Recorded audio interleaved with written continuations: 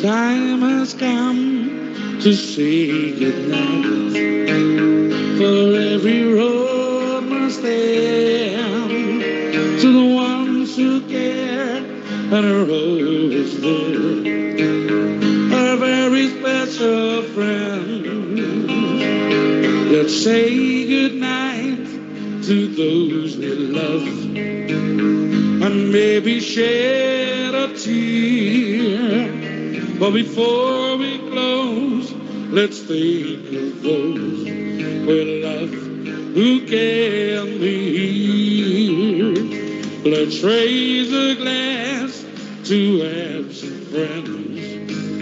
For every road must end, you'll always be there in our hearts, our special absent friends. And when it's time for us to go, and our long journey ends, you'll never be alone, you see. You'll be with absent friends. So let's raise a glass to absent friends. For every road must end, you'll always be there in our hearts, her special absent friend.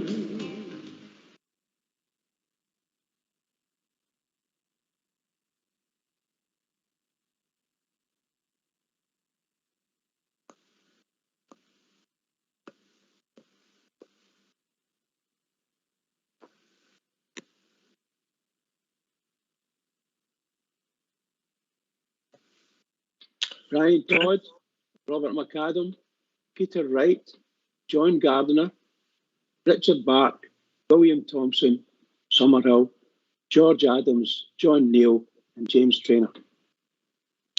Richard Douglas Morrison, James White Ray, David Douglas McGee, Robert Colquhoun Mulholland, David Ronald Payton, George McFarlane Irvin, Ian Frew, John Crawford, Brian Hutchison.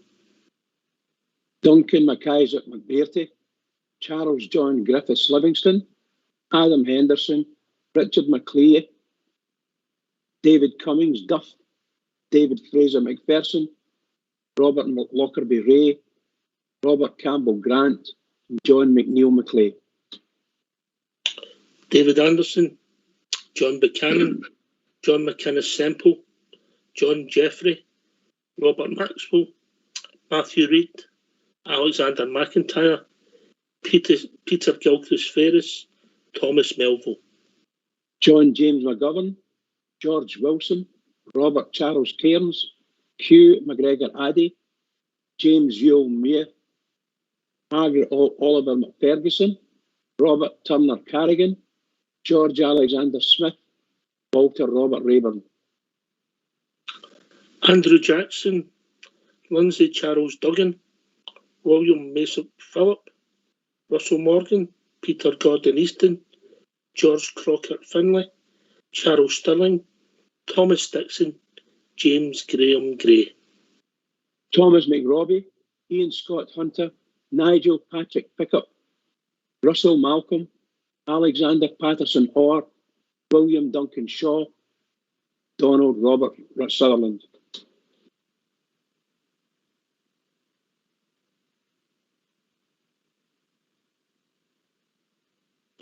James William.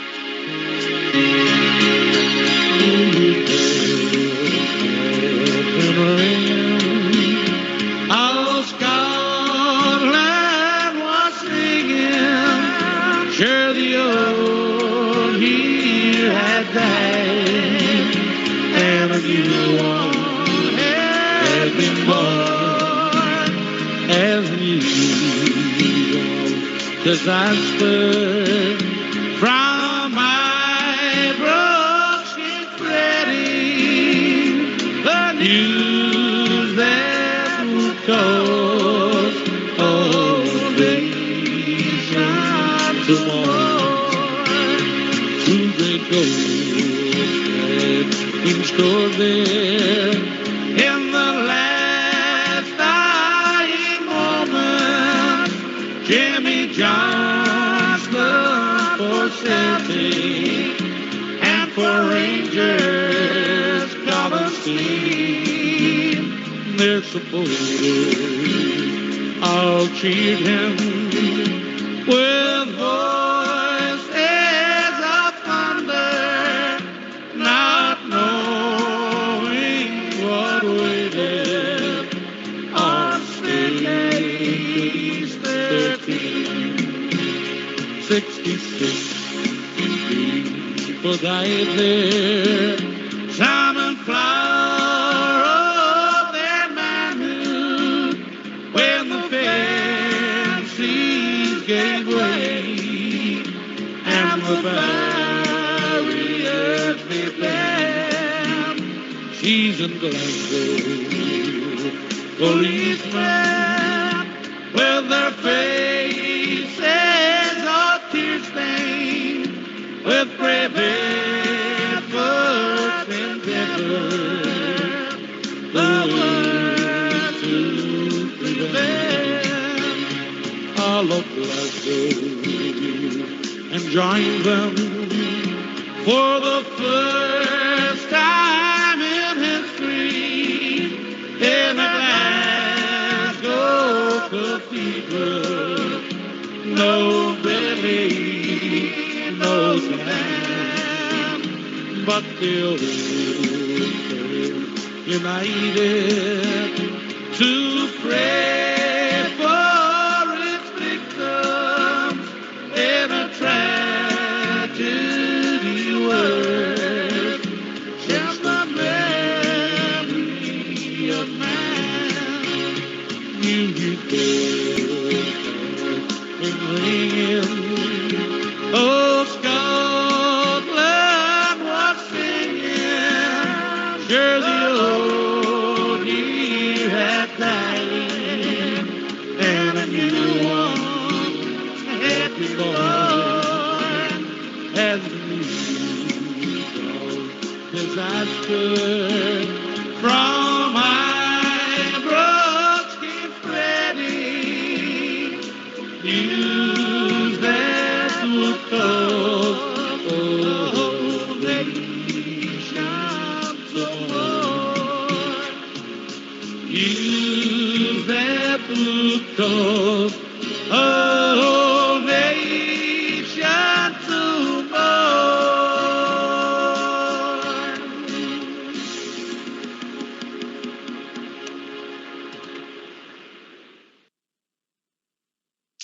Oh, good evening, welcome to Rangers Radio, a very sombre Rangers Radio, as we always are on the 2nd of January. Join myself, Oxshire, on the show tonight is my mate Bridge. Evening, Bridge. Oh, good evening, Oxshire. Very sad anniversary once again, and we're always thoughtful of it. And to all the guys like myself, for all the guys that were actually at the game, it must be heavy. It must be heavy. Yeah, some of the shout outs to the people listening, like Mandy Thompson and Facebook, they're gone, but they're not forgotten, and they're part of the glue and the fabric that keep us Rangers family thriving. Emotional day, of course, Bridge. Everybody knows that I'm far too young to be in that game, but yeah, well, I know that I was there and saw big signs of it, and the worst of it, and I was crying this morning when I listened through the anthem, they call it, and it was wonderful, and I shed a tear. I make no apologies for it. So no, I'm sure others did. No. I think it's an emotional day for people. Obviously, remember the 66, and they remember them. They also remember their fathers and their grandfathers who maybe at the game, who made them part of the Rangers family as we've developed through there. Their forefathers, if you like. So they think of them as well, and maybe people that's no longer with us that were maybe there that day as well, who didn't lose their life, but who were still scarred by the tragedy, Bridge. Yeah, indeed. It was a tough day, and it's a tough day again today, and that's for sure. And your mind, even although sometimes you get short of memory sometimes, but the truth is that you never forget. all these memories are just buried. They're there and all of a sudden they appear. And I'm sure there's lots and lots of guys listening in tonight who went through the same kind of pain and emotion as I did at that game. It was a terrible day, terrible day. Aye, a terrible day, a strange afternoon. Obviously, folklore says that would it happened if Colin's team hadn't scored the equaliser. I think the report said we'll never ever be able to answer that, Bridge. It was just an accident that happened. Some will argue an accident was waiting to happen in a lot of football grounds at the time. I think it's quite apt today when I see they brought safe standing back into the Premiership in England. Obviously, that she started changing stadiums in 1971, and then other disasters changed things further. So we might have went forward and maybe go back again to standing in the future, but that's a whole other debate. But today's about our 66 and some tragic stories in there, Bridger. Absolutely, pal. You just can't get your head around all of it, and it's been living with you since then. And anyone who's read the stories of what happened and the stories from the victims' families and what they thought how Rangers treated them, they were just incredibly well thought of. And I always took my hat off to Willie Waddle. I thought he was an ambassador for our club all the way through it. And John Gregg as well. Unbelievable pair. What a pair. Yeah, so obviously the five boys from Arkinch. You've got the one that we've become, synonymous to Robert Colquhoun, Mulholland. Yeah? Yeah, correct, yeah. We obviously came from Party White and Sherry. I moved up to Drumchapels, areas that me and you are particularly close to, Bridge, yeah? Yeah, absolutely, pal. 16 when he lived his life at the game, Yeah, I was very fortunate that Big Stevie for the drum took me up there to show me the memorial for him. And a timely memorial it is too. I hope they keep that going. Did you get charged for the tour or did you get a free one? No. I've not seen anything about that. There could have been hidden charges somewhere. You'll kill me. Big Stevie knows we're just joking about that one. That's for sure. And by the way, it's great work that they've done, and obviously we've been supportive there on Rangers Radio. I'm going to be this year as well to help keep memories going of people who passed away. And Stevie and his friends and associates have done great work, and we're fully supported it because it's part of the Rangers jigsaw, Bridge. We can't escape from it. I'll never ever escape from me. That's for sure. It's embedded. It's embedded. That was a terrible thing to see.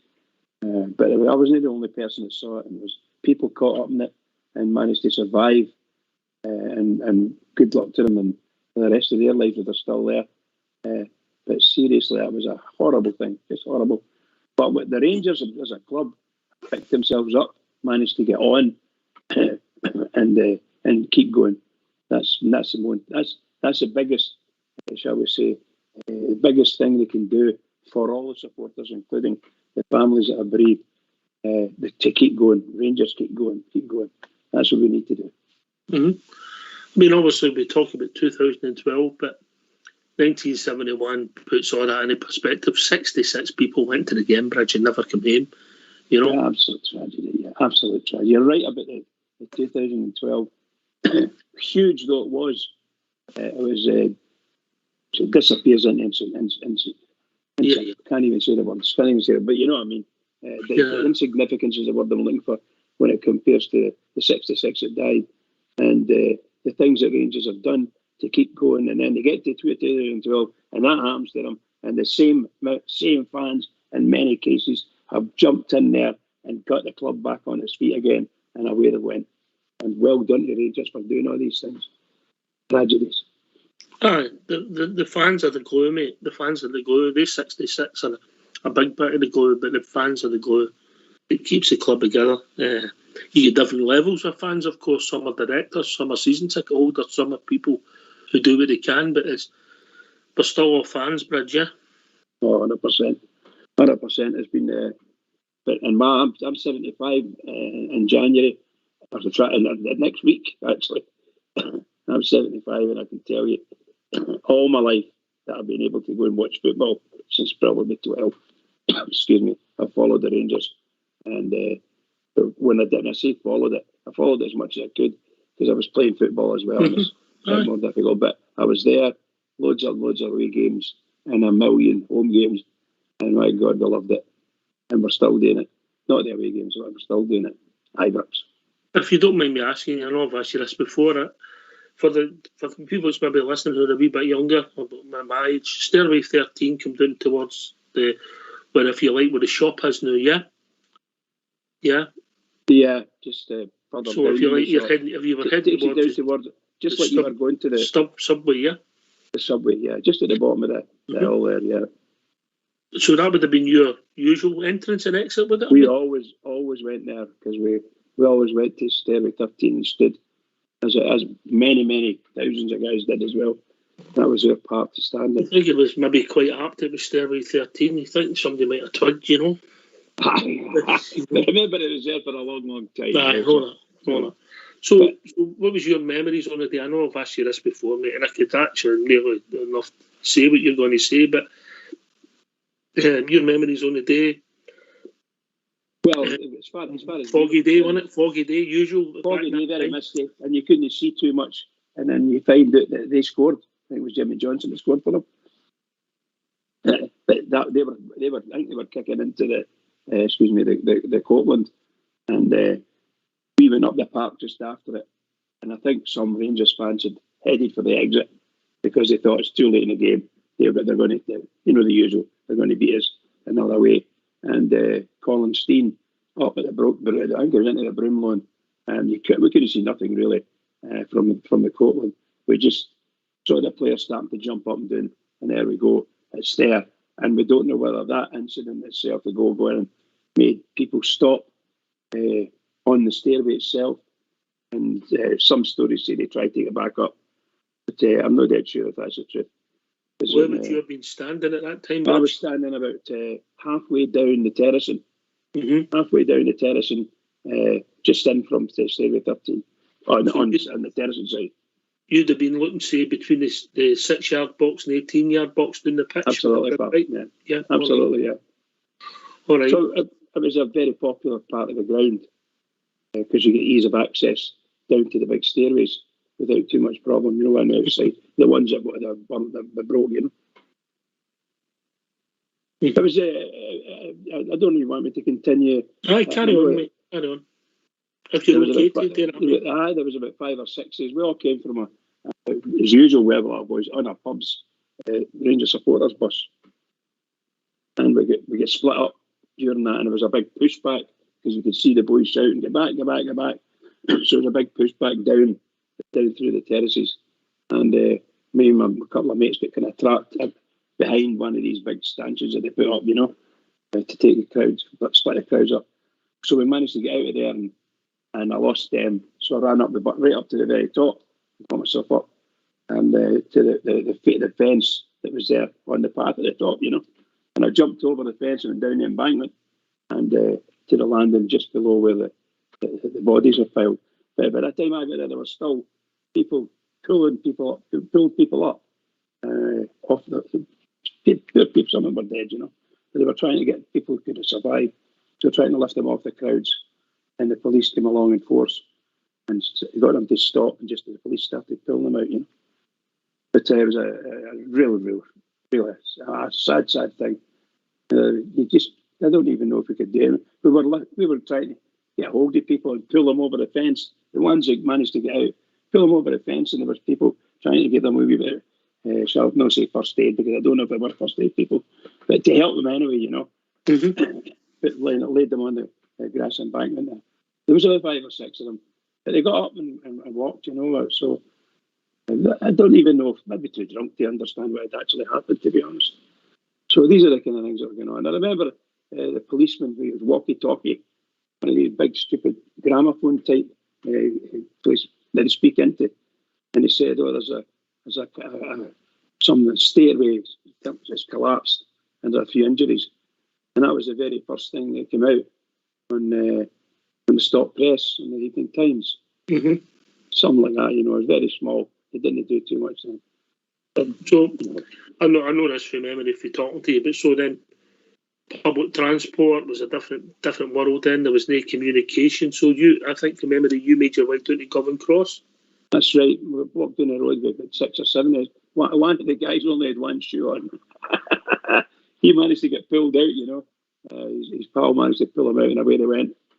And we got down to the main gate, the exit, and I can't remember the name of that wee street that you come into and up to the Rangers shop. There's a wee street there, and I can't remember the name of it for the life of me.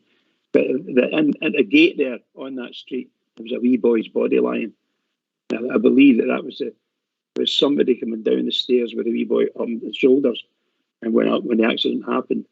And some people say it was the chap lost his balance and the wee kid fell down. Him and the kid fell down, and the wee kid got trampled. But I don't know whether that was a cause of the actual big crush. So I don't know. But anyway, the boy's body was lying there, and one of the boys thought he could maybe help him, but the policeman came up and told him to go away. And eventually, somebody threw a jacket over the wee boy, and away we went. So we made our way down to Govan Cross with the guys. Went into the pub, and they said that by the time we get into the pub there, the ambulances and police cars, the sirens were going all over the place. So we get in. I think it was that time. There was 7 or 8 or something like that, feared dead. And as I'm going out to the phone, so now I'm phoning my wife. We're living up in her mother's house. So I phoned there, let them know I was in the pub and I'll be all right. And went and eventually got I think it was the number 19 bus or something like that, coming across that area of Drumchapel, eventually. So it was, we were there, you know, and that's what it was about. When we go back into the pub, the numbers just kept mounting up. No. And we thought, Harrison Drive was the name of the street you're looking there you go, that's a wee street, yeah. Mm-hmm. Yeah, just up for where was the bookies? I think it's shut down now. That's correct. Yeah, the one in the corner. And there's a wee club there. What do they call that club? Oh my God! No, that's the one further up. That's no Harrison Drive. Harrison Drive is the one further up. Yeah. Is that right? Okay, pal. Okay. The one where you can ride down the steps that are there at the moment. Anyway, it doesn't matter. But I know what you're saying about communication's been different. I don't want to make light of the situation, but I think it took to the 5th of January before Fox got rid of his girlfriends to tell them he was all right, you know. Well, Foxy boy. Well done. You know, that's what it was like back then. Yeah. Well, you know, remember, we didn't have mobile phones, so no, communication. Do the business. You've heard stories over the years of people and families where people would went into the pub and didn't know about it and come stoating up the house, and people were panicking and people waiting for them. Yeah. Our own JFK, who's having a bad shout just now, his mother was, I think it was his mother, was down waiting for him at Partick's subway station because numbers had started to come through. I think it was his first All Firm game. Big shout out to JFK, who's got the Lurgy, and it's not went too great for him. He's getting better, but he's had a wee bad time with it, you know. Aye. Sad that. We hope he gets better. If you're listening, yeah, tested positive. I suppose it'd be worth if his wife tested positive means, and our 2 big boys like that, you know. Well, you know, what can you say? At least he's positive about something, and it's COVID. That's unusual for Jimmy, isn't it? No, Jimmy, you know, get well soon, pal. Fight it off if you can. Oh, it'll be fine, mate. It'll be fine. The more drink, the better. I think he's gone for the Russian cure. Double vodkas. I love it. Right. That was a sad day. And sad it's the saddest day. It's the sad that everything else we do is of mostly football related to it. That's families that'll never be the same again. People died, you know. We've been upset. I've been upset myself. I've been in tears of joy, close to tears, been upset at football matches. But geez, nothing will ever take away that. That's a disaster for families, friends, communities. It puts football into insignificance, mate. You know, as much as I disliked him, I wasn't a great fan of his, Jock Stein. But Jock Stein showed his mettle. Him and Willie Waddle were helping to do what they could do. The bodies were brought into Ibrox, into the stadium. and laid down the edge of the pitch. What a sad sight. I only saw that on the telly. I didn't see what happened there. But I know that Big Steen was there, and then said some nice words. And Deedle Doddle, Willie Waddle, he did the same thing, obviously. But he became a chairman just after that. What a tremendous, what they did for us, tremendous. Okay, so enough for me and you. Get somebody on. Get the phone lines on there. Aye. Get people's thoughts there. So let's hear from you. Why don't you give us a call on 0141 356 1972. It's your show. It's your platform. Let's hear from you.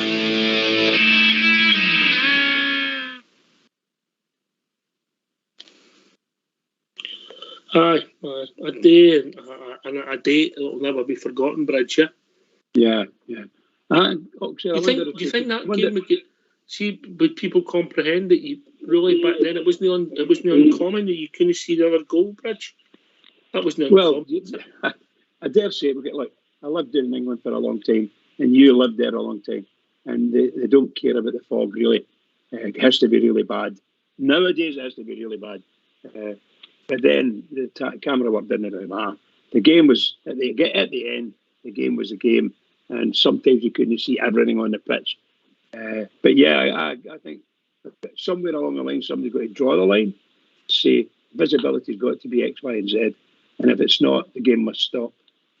Decide what they're going to do. That's what I think they should do. Anyway, we'll be joined by Davy. Evening, Davy.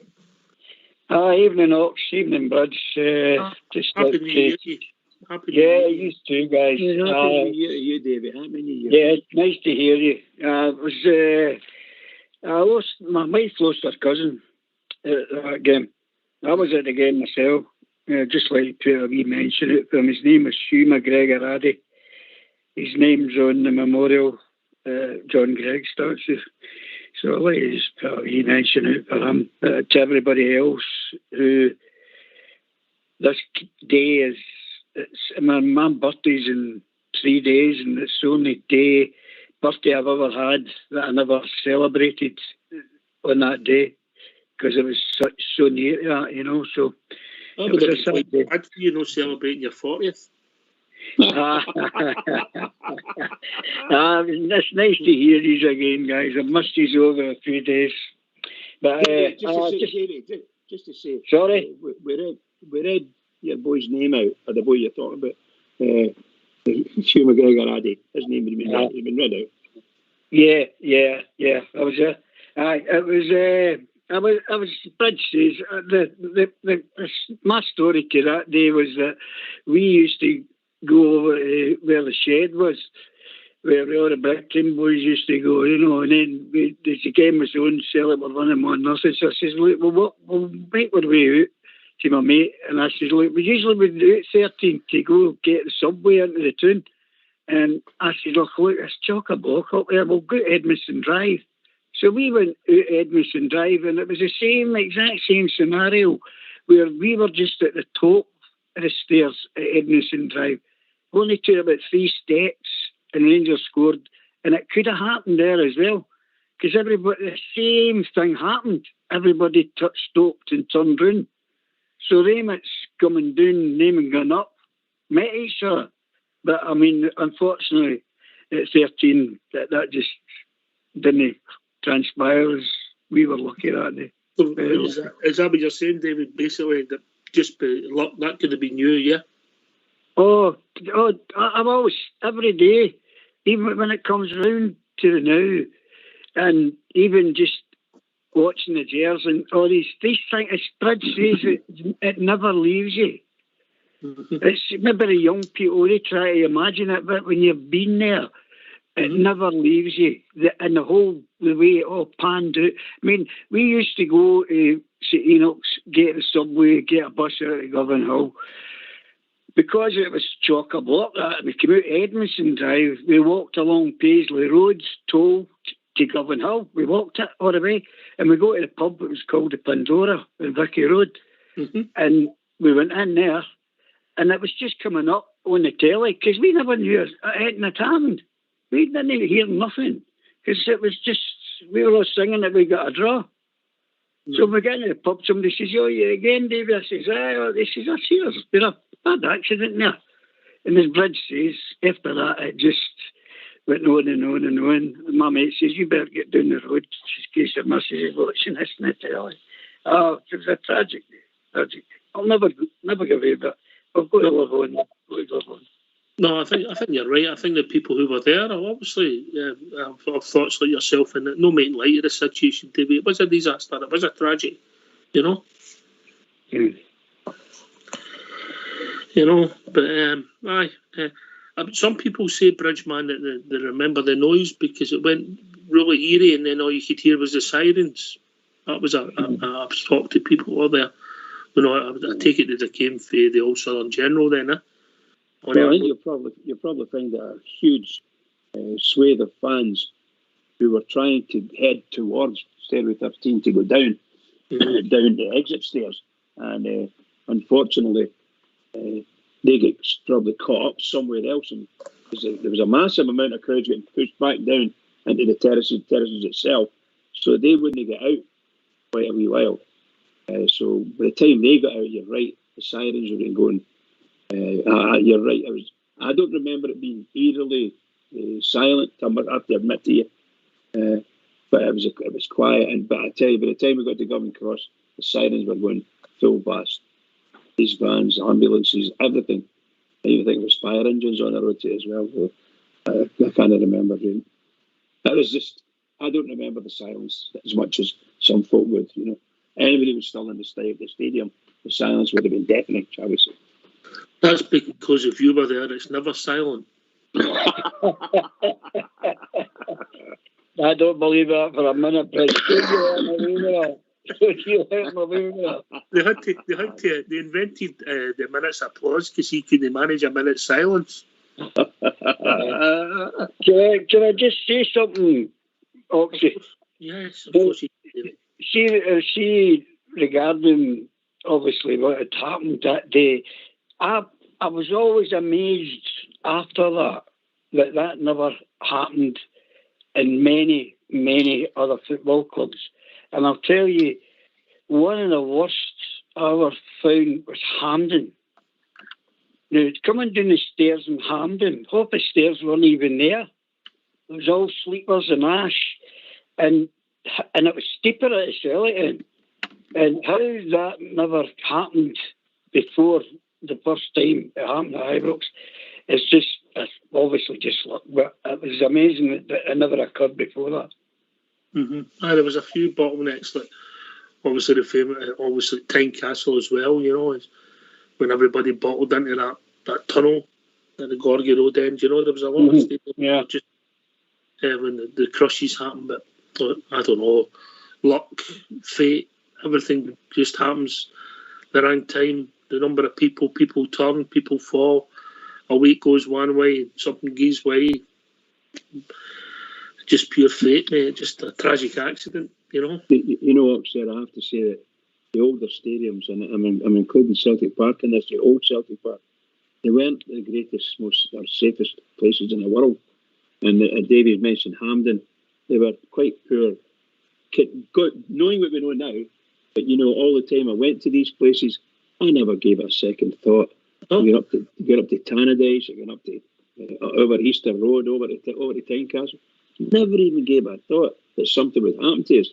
Never dreamt the end would happen to us. We're going to the pitball. Simple. Did you think after that day, Bridge? Oh, at the time I watched myself as much as possible. I watched myself. I think, you know, there's a lot. You know, you get the Subway Loyal. I know the Subway Loyal has been going for a long time. I think there's a lot of folk do the Subway Loyal simply because of what happened at that day. Maybe they weren't there. I'm nowhere in that one. I think it's true. I think it's true that we've been joined by Malky. Evening, Malky. Hello, Ox. Hello, mate. Hey, Malky. No, I just thought I'd phone in because I was along at the service today. Now, I went at 4:30 outside the big Ranger shop. Yeah. And That was very touching. Aye. The boy there playing the pipes, was he? Aye. Well, he done most of the service. You know what I mean? There was a boy singing the song. Well, he added the words to the song. A group. I can't remember the name of the group now. I was just typing on YouTube there, but I've actually got the guy's name here. I actually said the right name. The boy was Paul Meikle, John. He sang the song. A mix up with the names there, but there was a guy there. I can't remember his name, but he was telling you all about when he was on stair 13. I think he was only 14 at the time. Mm-hmm.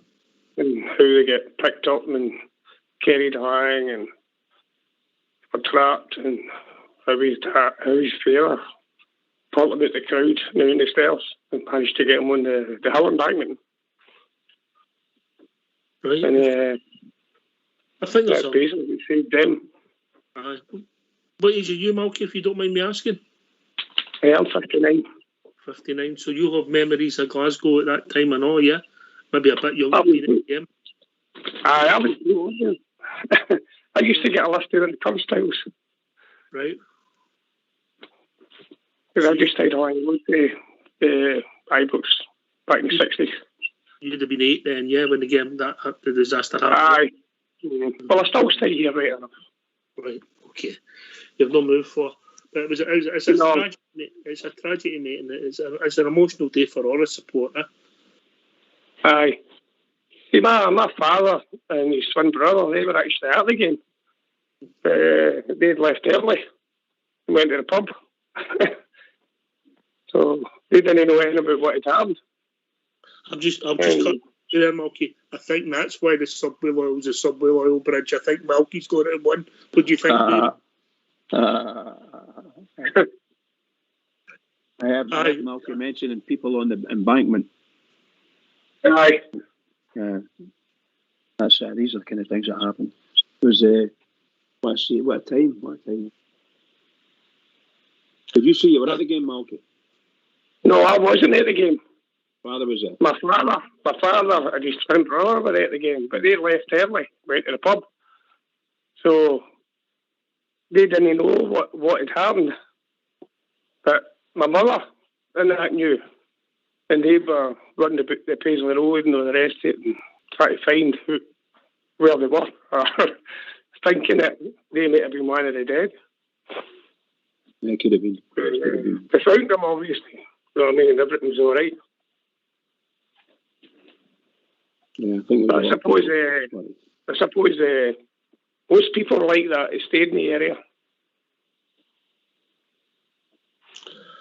It was. Well, I don't think you've been alone. I think there was people. I've heard stories. Obviously, if you're not there, you don't know them to be true. But people get back on supporters buses who had a sing song and didn't have the radio on or anything like that in the bus then, and get back. There's no mobile phone, so once you're on the bus, you're on the bus, and get back to where they're going, and there's people waiting for them, and they didn't know why. So because it's the modern world. I know you're on Tinder and all that, Davey, but the world's changed, Oh, definitely. Tinder.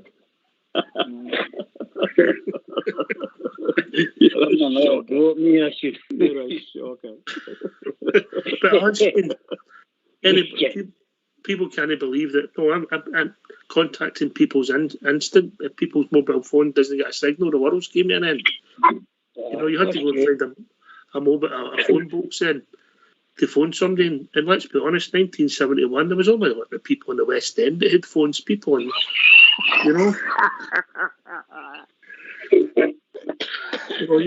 your people in Bridgeton and Maryhill and Drumchapel and that, they had phones, Yeah. Big Stevie's going to come and give you a roasting, by the way. If you think back then, how many people had phones? No, everybody did they? No, we had one, but way back in the day, there were shared lines and things like that, So you three up close, and they would share one line. No, that was a shared phone. That was a shared phone. I I can't remember what they called it, but that was the standard. You know? Share a line. And I don't mean drugs, I just mean the phone. No drugs in 8 days. No, you're right. There wasn't that much. No, it wasn't. Nothing like what we've got now. It's shocking.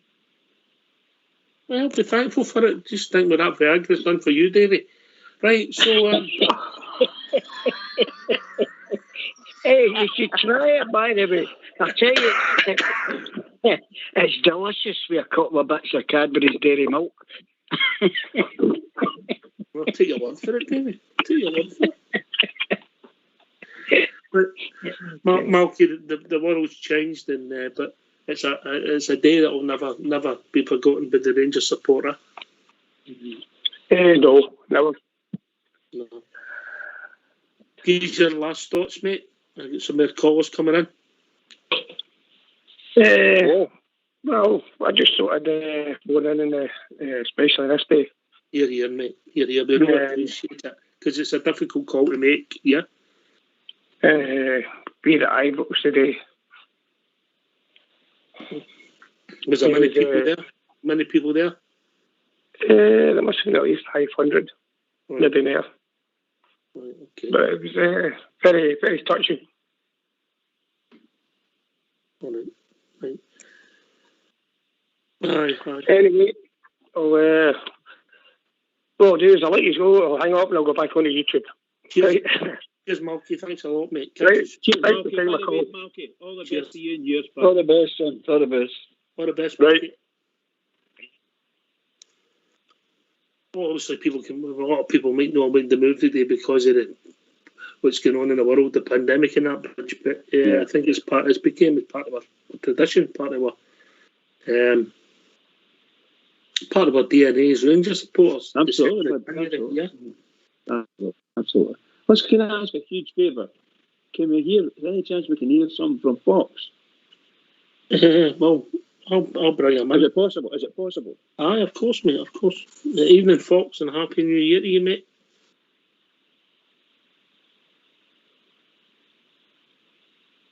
No, maybe not. Maybe not. Maybe he'll come on.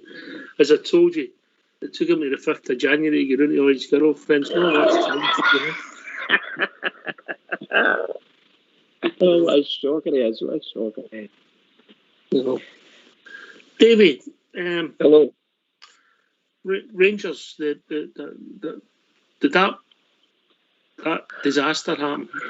Obviously, we started the Rangers Bills. Yes, sir. No, I don't want to make it sound as if there's similarities to 2012 because there isn't. But what it did, it galvanised the Rangers support again, didn't it? Which 2012 did, yeah. Yeah, well, that's. I don't think we've ever had a problem with that. You know, even before the disaster, if you want to just take that out of the equation, we've always been loyal to each other.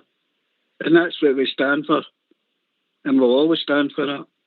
And anything that comes along that can add to that is a bonus. That's the way I look at it. Do you two gentlemen a certain vintage? I'll go to you first, David Enbridge. Do you know that of anybody who, after the disaster, decided, no, football's not for me, never went back? No, none of my mob, because what Bridge was saying, that when you go to a football game, and everybody must have the same opinion. You don't go there thinking you're... Well, it's still that, of course, Davey?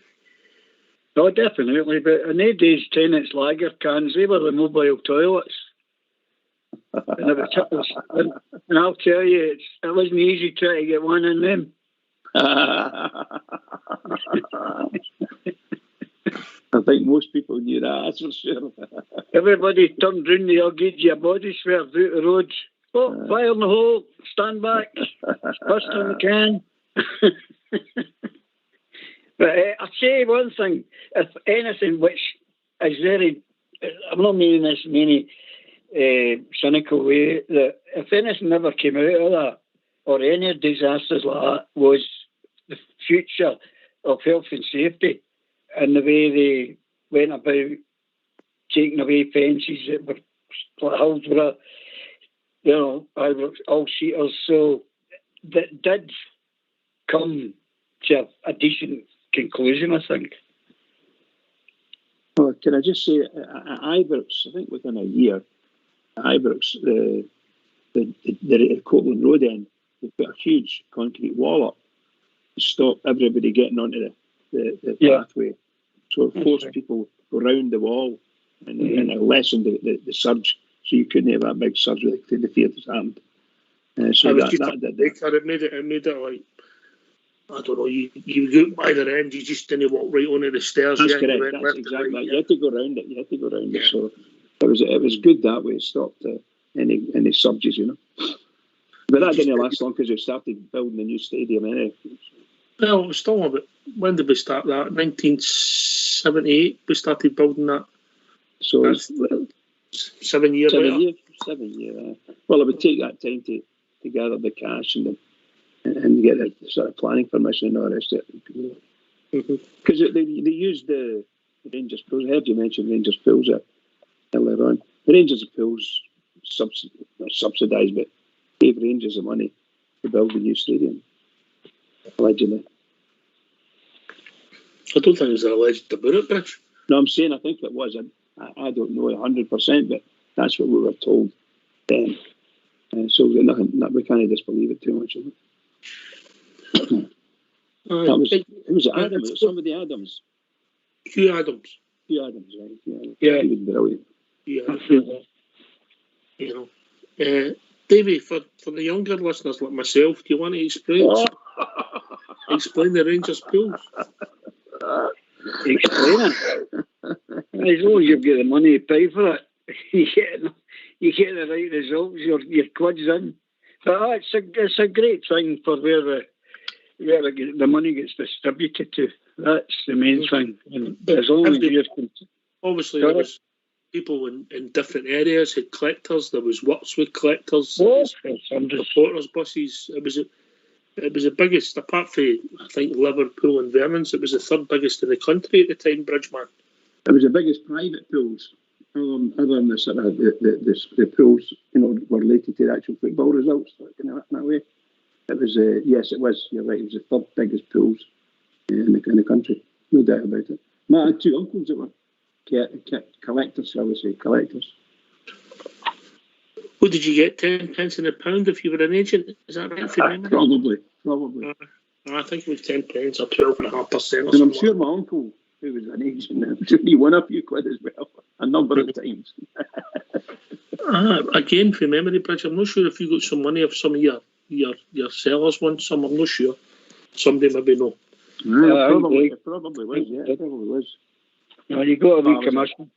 It's a tremendous money generator. A tremendous money generator. Great stuff. Wish we could. Hope somebody could dream up something as simple as that. I think the trouble is that the lottery's just finished everything like that, Bridge. It did indeed. If you think about it, it finished the football pools and that was massive. Yeah. That's a God's honest truth. It's still going as a Rangers Lotto and all that. And obviously, we could take that from strength to strength, and we'll see. But people do put a lot of money in. Every year now, that maybe differently from back then. Obviously the crowds were different. How people supported the team was different. Season tickets were only for those and those of such. Yeah. I have to say, since 2012, I'm ever so happy that I did the activities I did. I went and got myself a season ticket, and although I was going every week before it, I got the season ticket because the club needed the money, and I've never stopped since then. Never stopped. My young brother lives down in Essex, still buys his season ticket. Never goes to it. He's not alone, is he? No. He's not alone, He's not alone.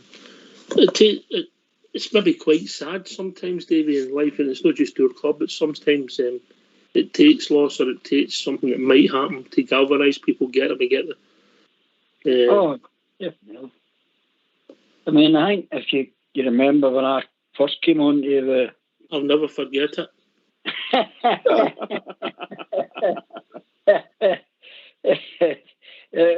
And when as I said, when I grew up, and excuse me, when I grew up in Govan Hall, Caskin, Sir Lanark was my local team. So when I was a wee boy, my dad used to take me. In fact, the first game I went to was Queen's Park and Sir Lanark at Hampden. And for the first, that was my early teens, and then they went into the state of disarray that what became, and that was a tragic thing, and it's still tragic to me to see the demise of Sir Lanark and how it was let go by just a guy called Hiddleston, who was totally a property dealer who corruptly settled in the river. I mean, that's a kind of thing. I think about that as well, you know. Mm-hmm. Aye, well, hopefully we've learned some of our lessons, and we'll pass on this club of ours, this great institution of ours, on to the future generations stronger and stronger and stronger, Bridgeman. Well, that's obviously, I have to say this in all honesty, it's what we've all dreamt of, certainly for the last 10 years anyway. It's what we want. You hear me shouting and bawling at the end of every season. Get the annual returns out quickly. Make sure the club and the fans know what's going on. But you still wait until November, don't you? So you end up knowing that you're in debt, blah, blah, blah. I long for the day when Rangers turn in and say, we're not in debt, made a profit, and this is the way we're running it. And I'm longing for that day. That'll be great. It won't be long. Longing for it. Great club. Aye. The only reason it is a great club, Davey, is because of one group, and that's the supporters. Absolutely, buddy. Absolutely. Your name's no Davey. Oh, sorry, pal. God forgive us. I'm glad you go to that bridge and know me. I'm just putting up my yellow cards. I think I'm on a 14 days suspension coming up. I agree with you. I think this is your last match before the end of the season, Davey. You told me that last year. No, you're dead right. You're dead right. But that'll never change. I mean, there's nobody more in this planet or outside Rangers supporters would love to just see us no there, and that'll never happen. And they can shout and bawl and sing daft songs. It goes in one ear and out the other. That'll never change, and we'll never change. And that's where the supporters will never change, because once you back them, you'll never stop backing them. That's a good job. You're end of the lesson. You're end of the lesson. I am jolly there. Oh, I've got a good joke about that, but anyway. But we'll leave that. I know your jokes. We'll leave them. No, it's not a dirty one. It's clean. It's very clean. It was Ricky Fulton, man. Right, go on then. Right, Ricky Fulton is doing a christening in the church. You've probably heard this, man. And they're getting the godfather and the godmother's there. And he's going to do the business for the waters. And a christening? What kind of do was that?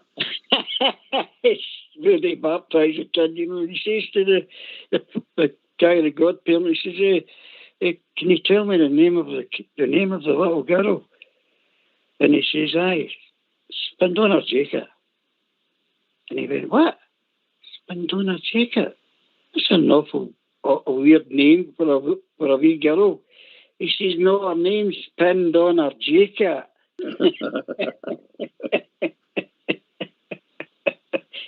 Or if you'd like to be more polite about it, her name's pinned on her jacket. Sorry, boys, calm down.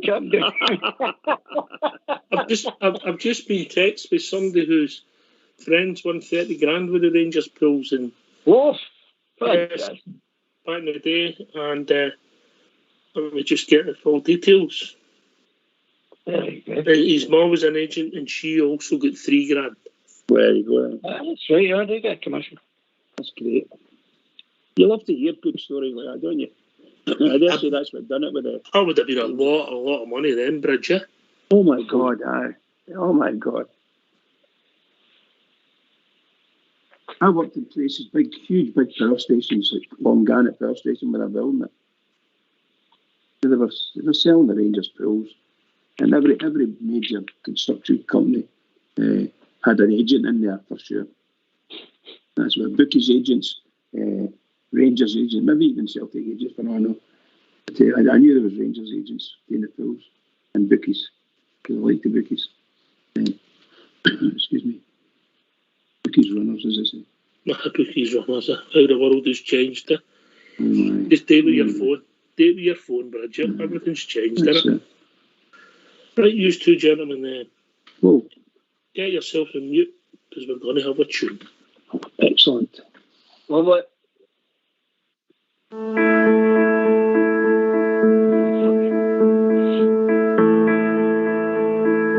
Every day I miss your smile. You're not alone.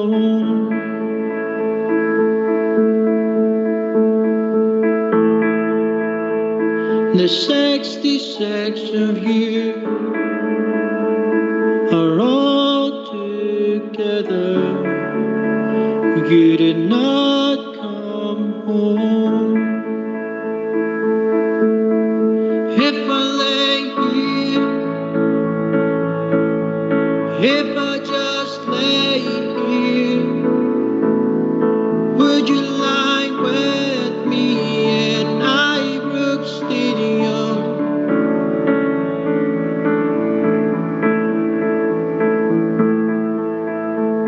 You went that day to watch your team. Now all is gone.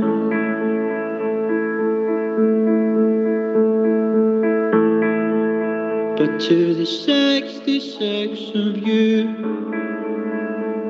I promise we will follow on.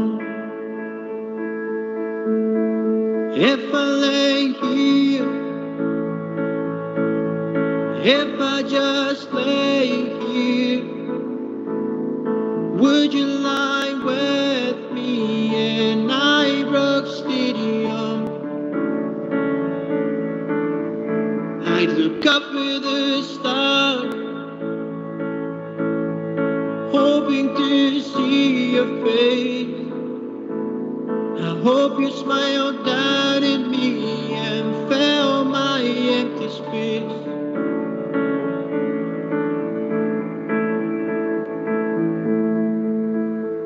So let's take time to remember them, our absent friends.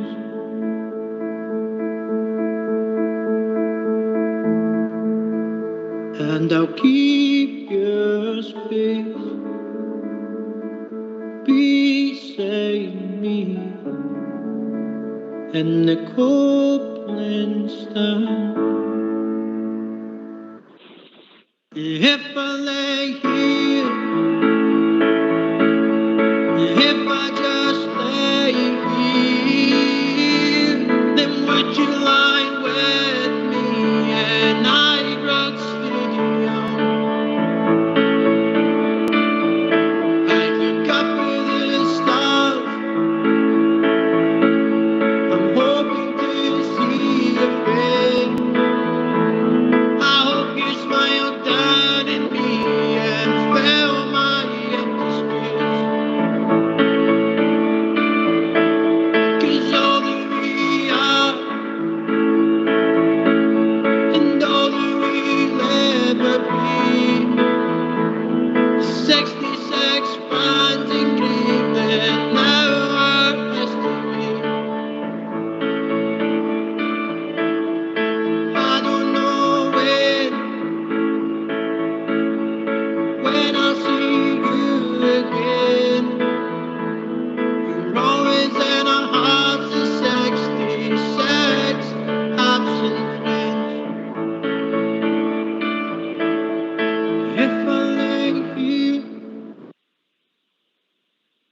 If I just lay here,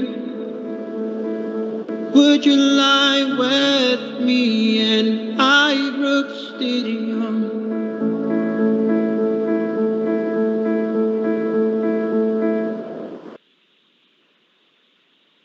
Oh, Powerful tune that, Davey. Yeah? that was very appropriate for the time. Yeah, thanks, Fox. 66 Rangers supporters gone and not forgotten. Never will be forgotten, Bridgeman. Eh? Never, certainly not by this lunatic here, I'll tell you. No, I think all the Rangers fans, those will always be remembered and revered in their hearts many moons from now, no doubt. Will you lay with me in Ibrox Stadium? See the words, Ibrox Stadium, fantastic talking. Bring it up on you. People are clever in how they just can put words to a tune, you know. They see it. Yeah. You know, It makes you proud. Emotional is what I would use, Davey. You know, it makes when I think of that, I think of family members that's no longer with us. I think of friends and great Rangers supporters. My mind goes back the way. Similar to what happened last March there when we won the league. You start thinking back. I don't know why, I don't know how, but that's what it does to me. The day of the Ibrox disaster, I start thinking of my old uncles and my father and all the people that I know that's no longer with us, who are part of the small pieces of the Rangers family, you know, the jigsaw, this massive jigsaw, you know, that we're all a part of. Obviously, Bridge is a big corner piece and we're just tiny pieces, Davey, you know. That's because I'm fat. Excuse me. No, I think that you're right.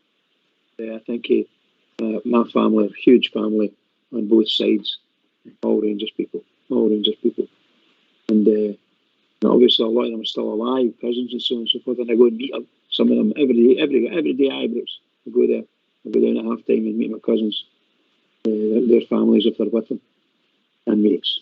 So at least we see each other once a fortnight if it's possible, you know. But we're all, and you're right, you think of their fathers and both grandfathers and they're all gone, you know. Mm-hmm. Right, and the guys that have made if it wasn't for the grandfathers, they people wouldn't be coming to support the team, you know. Oh, absolutely. You know, everybody's important, you know. Anyway, yeah, let's hear from you. Why don't you give us a call on 0141 356 1972. It's your show, it's your platform. Let's hear from you.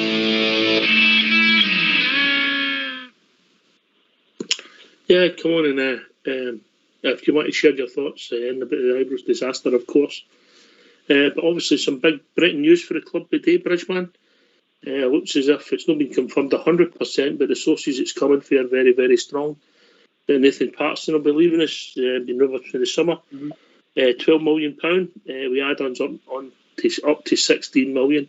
Sad to see the lad go, but to sell a squad player, because let's be honest about it, he's not our first choice right back, and we don't know how good Nathan's going to be, even though potentially looks a superb player at the moment. There's a lot of sense in it. I think that Everton are buying for the future.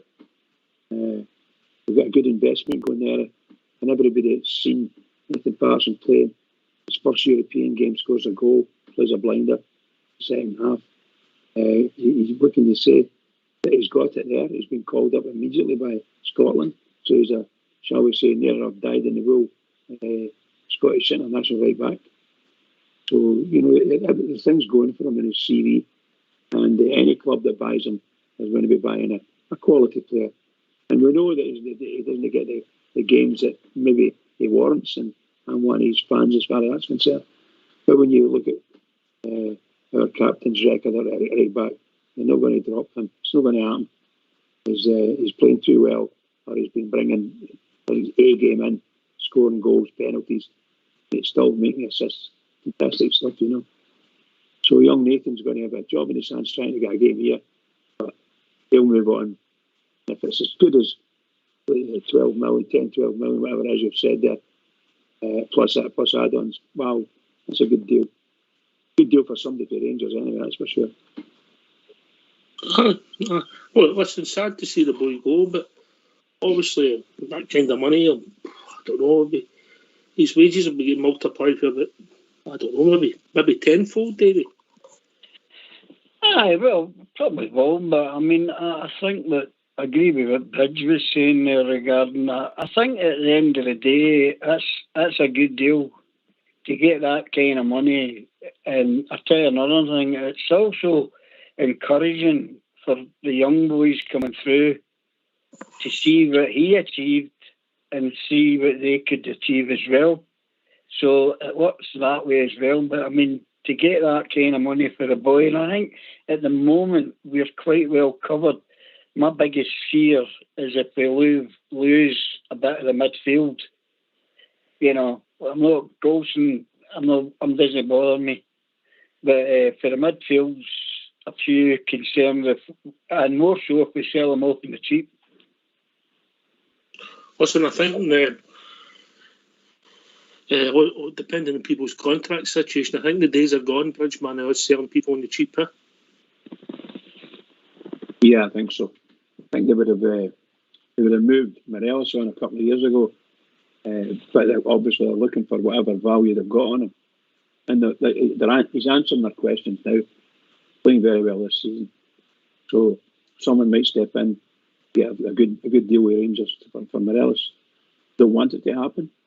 Morelos is one of our best players overall. Our best players. You can see that when he's link-up play. Brilliant player. Mm-hmm. But let's go back to the finances about Patterson. If it's transpires to be true, and it looks as if it is, £12 million for a guy who's a squad player for his Bridge. Yeah. Yeah, just a squad player. In reality, he's just a squad player. But the truth is, when we see him playing, he's came on a couple of times. He's played at left back. He's played it in the midfield and he's done no too bad. And everybody that sees him, they can see there's talent in there. A really good player. If it happens over the next couple of days, I can't do anything else but wish him well and let's go on with our life again. Yeah, wish him well. All right, I think we've been joined by Southside. Evening, Southside. Good evening, gentlemen. Happy New Year. I thought I'd just come in first footies. Oh, first foot. Well, David beat Peter. He was a tall, dark, handsome stranger. Well, 2 or 3 ain't bad, you know what I mean? Aye, quite right, mate. I agree with that. I didn't have any cola, a box of chocolates. That wouldn't surprise me, Davey. By the way, he did have a box of chocolates, mate, but there was only one left in it. Aye. I bet he wasn't getting that away either. No, I've already had it. Happy New Year to you, Southside. What's on your mind on this 2nd of January? You're always emotional for his mate. Aye, mate, obviously. I can remember some stories that my dad told me back in the day, you know. But he'd been at the game with his brother and his pals. And I think, from memory, they did actually go down Stairway 13, but instead of going back to the house where my mum was, he decided to get back to the boozer in Govan. And obviously he didn't know about it. So obviously things were anxious and that. And then after a few years, and I can remember them telling me, I think at that time I was in Govan at the time, I think we were in Island Court at my wee granny's, and at that time my mum said, remembers the wee Black Mariah vans that were all flying up the Govan Road towards Ibrox Stadium. And obviously at that time when news broke, and she was worried, and obviously with him bolting to the boozers and that down in Govan. I think from memory, I think she actually just waited till he turned up at the house. I think she was just panicking and didn't know what to do back in the day, you know. So aye, that was the sort of thing, and obviously it affects people that did make it out safely as well. It was at the games, you know. So I heard you saying just earlier there, you were saying, did it affect people? I don't know if this is true. I'm only going by the thing. But I remember my dad, he took me to games up to about 1978, and then after that I had a pal whose uncle was willing to take us. So my dad was like, all right, that's cool. So I don't know if it was the drinking time he was thinking about back in the day that he was costing him for me going to the game, or whether it was the fact that he just thought I'm not going back after a period of time. I don't know. But aye, it's a sad time, and obviously Rangers have done well today with the services that they've put out, and people have went along. So, aye, mate, somber time, and thoughts are with everybody. You're here, mate. You're here. And what about the story it's brought in the last hour? Well, a couple of hours. Nathan Patterson, potentially 12 million plus add-ons. 12 million allegedly up front, mate. Is that right? I just heard that as I was just coming in there, mate, when you were talking. I suppose when you look at it in the grand scheme of things, if it's going up to 16 million with add-ons, it's a fair bit of money for a young player that's come in. He's not really had a bad game. Everything's been positive for him since he came into the team. All right, we've seen him get caught out of position here or there and maybe dive in, but you accept that because he's a young player. So I think for looking at it for out of our academy, when was the last time we sold a player out of our academy for that type of money? Alan Hutton. You know? Alan Hutton, 2007. Sort of coming in. So if you look at that, aye, mate, it's a good bit of business. And obviously, if it's Everton, is it Everton, did you say? Aye. Well, I think it was muted last season, wasn't it? So they're buying a boy with potential, mate. And he's, you know, so aye, wish him luck, mate, if he chooses to choose that path. I'd like him. It's like, mate, and we're looking at Tav in front of him, and we've said sometimes now we didn't think he was ready just to go play week in, week out because he is still quite young in that. But I suppose for the club point of view, mate, it's a good bit of business. Mm-hmm. And we've got to sell, as we've said. I mean, we were at the last AGM and they've said it's a selling model. Well, so, that's Mayor and took a big hole in that. If it's true, the devil's in the detail, but if 12 million's up front, you know. Well, see, to be honest, see if he comes in right and played well for the next season and a half at Rangers, and then we're looking to sell him, then what are we going to get from possibly up to 20? Because you're not going. You play in Scotland, right? You're not going to. When people come on here and say, "Oh, we've got a player worth 30 million or 40 million," we've no. He plays in Scotland. They're only markable at a certain price, and they'll go for. And if you can get the 20 million plus or 20 million for a player in Scotland that you've got, then you're doing well, I think, because that's what dictates. And if Patterson is down there and plays well in 2 seasons, then he'd be worth a fortune down there. But that's just the way the market is down there, because it's a different league and you're testing yourself in that league. Aye, we'll be joined by Big Al. Happy New Year, big man. Happy New Year, Big Al. Gentlemen, all right. And you, Southside, Happy New Year. Happy New Year, Big Al. Aye, good. Bitterly disappointed if Patterson goes. Really are. I like to see the young players. We never seem to get our young players on the team. I'd like to see him stay because I think he's a cracking player. The money, I don't know. Is that a lot of money for him? But dealing with a Premier League team should be holding him to ransom if they really want him.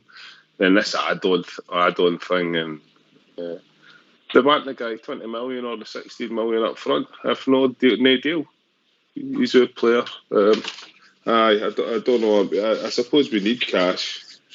That's inevitable. But I get your thing about the Premier League, but it's hard. How can we hold him at ransom, mate? He started 6 games for us this season, mate. Well, what do you mean hold him at ransom? If they really want him, Southside said that, but they're not talking about him last year. So if they really want him, well, it's 20 million or 16 million or whatever it is. That's it, cash up front and take him. But that's add-ons and it. I think that's sometimes to appease the fans to make it sound nice for the fans. Aye. Listen, if it's 12 million up front, I'm in your camp that I would, in a perfect world, I'd like to keep Nathan Patterson to see where it goes. But I've got to be honest with you, 12 million up front, I'm giving us the door because the big thing for me, mate, as much as we think he's got potential, the last 2 managers, Giovanni and Steven Gerrard, haven't played him in front of Tavernier at the moment. I know, but I was talking to Fox here, and Fox said that he could break his leg in honor.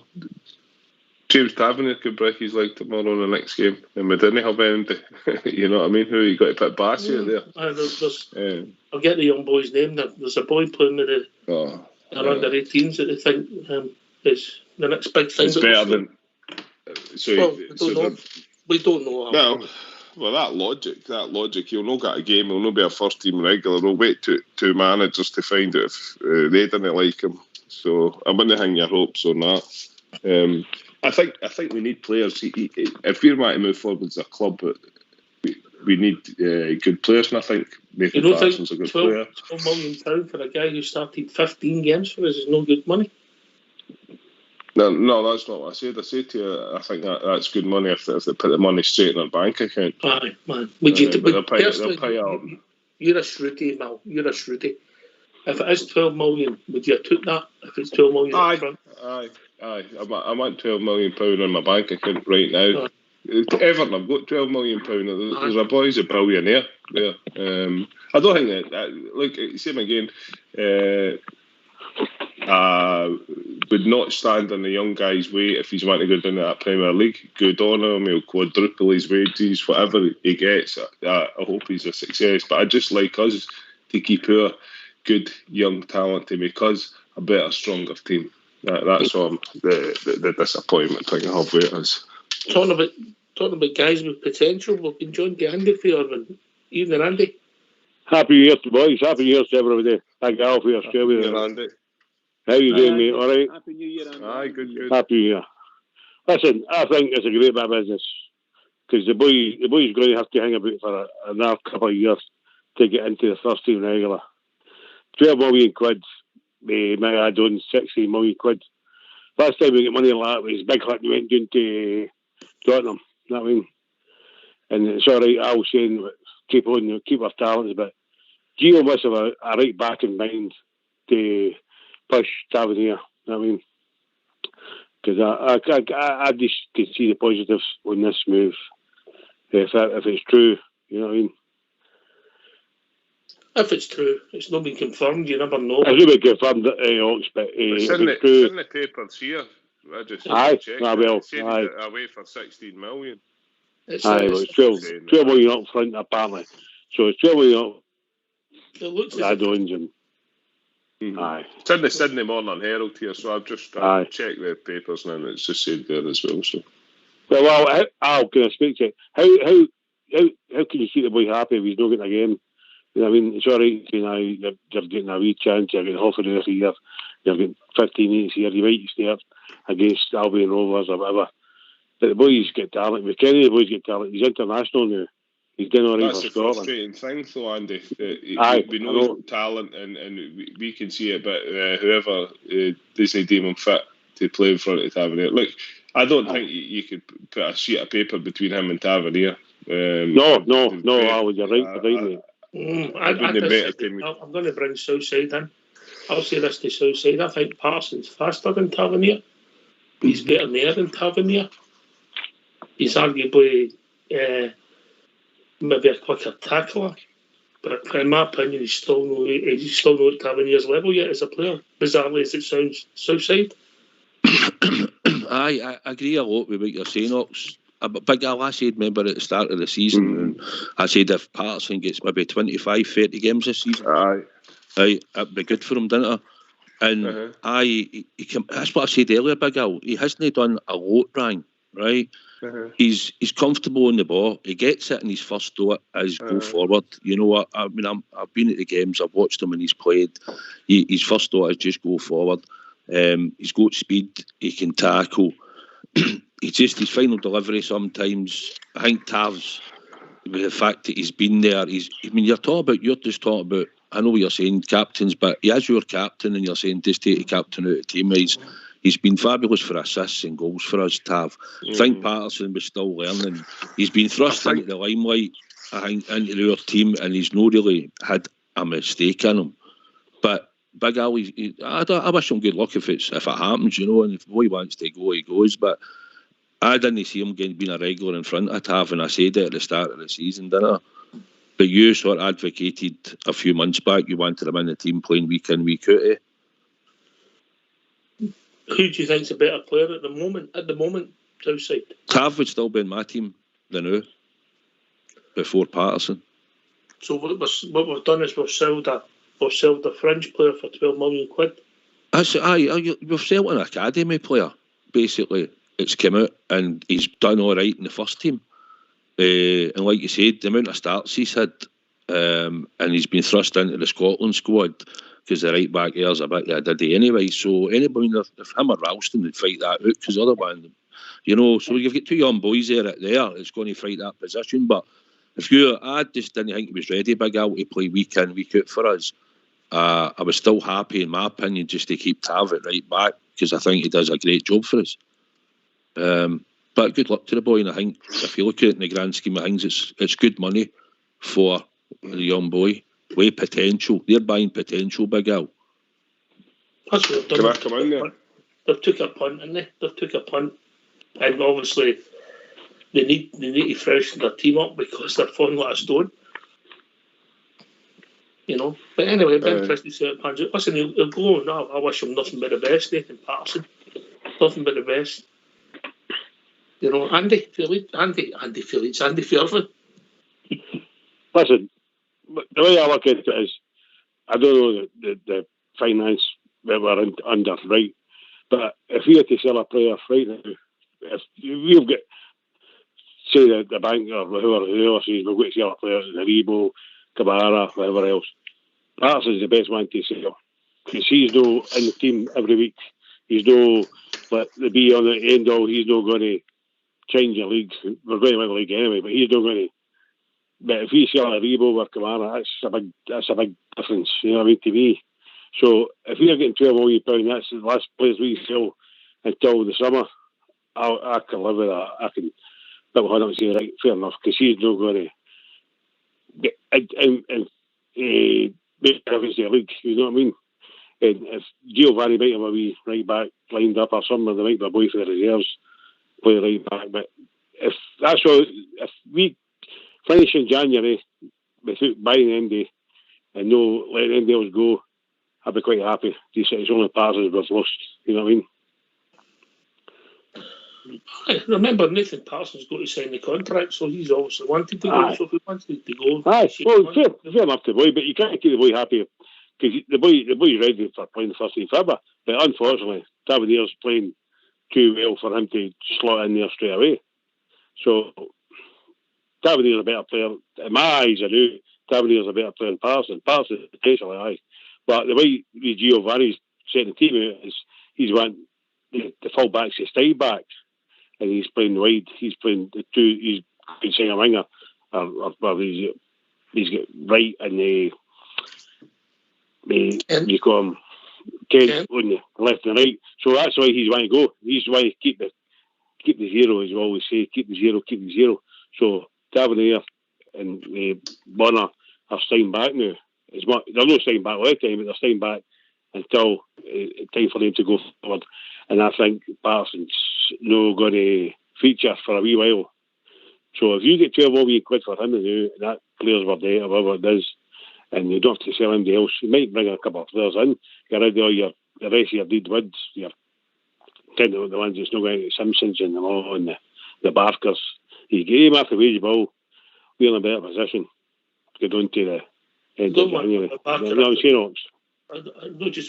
just want Barker after Team 40. Aye. And you might get rid of the 15th goalkeeper, was it 4th or 5th? I believe he's just signed a 4-year deal, a new 4-year deal. Aye. He's got a better, listen. I want his job, or Jimmy Bell's job. I don't want the best. I can't drive buses right enough. But, you know what I mean? You hear him, Jimmy Bell and him's got the best jobs in Ibrox ever. You know what I mean? They too. I was talking to my boy, my nephew about this for a night. I goes, Jimmy Bell, I says, Andy Firth. That'd be brilliant. The fourth choice goalkeeper at Ibrox. Oh. Aye. It'd be like, unbelievable. No, seriously, but if Pat's the only one we sell this window, I'll be quite happy. You can bring a couple of boys in. I get some of the stuff that Big Al says. I see it slightly different. But for me, if the guy who's got the final decision and he's went Giovanni Van Bronckhorst says we take that and I get X amount of it, and then I want to improve the team. That's good for me, Bridgeman. You're kind of got oops, that's somebody coming in. Who's the phone to? Thanks, he's peace. Right, well. Southside, as long as Gio says yes and it's all in the plan and he says yes because of A, B and C, that'll work for me, yeah? Aye, well, see, to be honest, at the AGM, the club said the finances were in place. We had a share issue and they had investment, so there wasn't a problem about selling a player, right, at the AGM. They told us that, but they also tell us we've got a player model. We all know there's a player model there, but this is a major important season. And it's a bit like you say, if Patterson's the only one that we lose and he's no featuring every week in our team, then it isn't a big loss. Maybe going forward it could have been, but it's still potential. And I mean, the lure of the Premiership, there'll not be many players up here when they want to go and play in the Premiership when you get to that certain age, and he's obviously got ambitions, and he's probably looked at the situation and he might have thought, well, I might have to wait another year here to get another 2 year. So barring injuries or anything to Tav, because Tav might be, or maybe Gio's got another right back for somewhere coming in that he fancies. It's a lot cheaper and it'll certainly work out for us. I don't know, but he's obviously going to go, the boy, and if he goes and it's true that he's going to Everton, and I wish him the best of luck, you know. And we've just got to accept that we've made good money out of a young player. No. A young player that we don't know where it's going to end up. Well, he could go in there and bomb, couldn't he? I mean, he could, well, no say bomb, but he could go in and have a torrid time if he gets straight into the team and plays. Might have a few bad games. You don't know how that will affect him. So you don't know. He might get took out the team doing at Everton for a wee while. You know, you don't know. But I wish him the best of luck, mate, if he goes, you know. How important, Big Al, how important would it be to you, mate, if Giovanni had rubber stamped this? Does that matter to you? Of course it does. I think the manager should take the final decision on it, but I don't know if the setup at Ibrox allows for that now. So I think his hands are tied to a certain aspect. They've got this director of football and you've got the finance guys in the background. They're screaming out for money. We have been. We're always going to be. We're always behind the eight ball, aren't we? In regards to football finances, I know there's this model thing. You quite conveniently forgot to add something into your list when you were comparing him with Tavernier. He's a better defender than Tavernier. And then Andy says, I think he was right as well. He's saying that the left and right backs are sitting back now a wee bit deeper. So we need a better defender. I think Nathan Patterson is a better defender than Tavernier. I deliberately never answered. I'm just. Do you know how I never answered that? Do you know how I never answered that? You don't think he is? No, I don't think we know yet. I think you can see it. I think you tell us you're a football man. You can. I don't see him anything, mate. You Aye. You can read between the lines then, if you like. I think he's a better player than Tavernier, and I'm just disappointed that I don't begrudge him any move. I wish the guy all the success, but I think sometimes we shoot ourselves in the foot. We've got a cracking player there. We've not seen his true potential coming through. That's what I'd like to see. I'd like to see us breed our own players and get them into the first team. I think that's a model that we should be looking at. Not get them to a certain level and then sell them. I know everyone's a chance. As I say to you, Tavernier in our next game, he could break his leg, but he could never kick a ball for Rangers again. So that's my take on it. Aye, and no luck, mate. We've probably just jinxed it right enough. We've probably just jinxed Damien, you come, mate. Give us your thoughts. A lot of valid points, but I mean, regarding, I don't think we'll get the time at the moment to pick and choose what we want. We've got to take what's on the table, in it, because everybody's saying, well, we should get this, we should get that. If we just say, no, you're not on, everyone will go elsewhere, because they know what the finances are with us. So if they offer it, Ross Wilson, they'll not even get it, Gio. They'll get Ross Wilson and they'll just say, good deal, here we go. And I'm very confident in Wilson will handle all this perfectly. And I think we're just jumping the gun a wee bit on this. Are you happy with the deal transpires to be true. It's been announced on Sky, so it's as if it's true. Well, I would be happy if it was true, but I don't believe one thing that the media says. I know that £12 million is not a lot of money to you, Dave.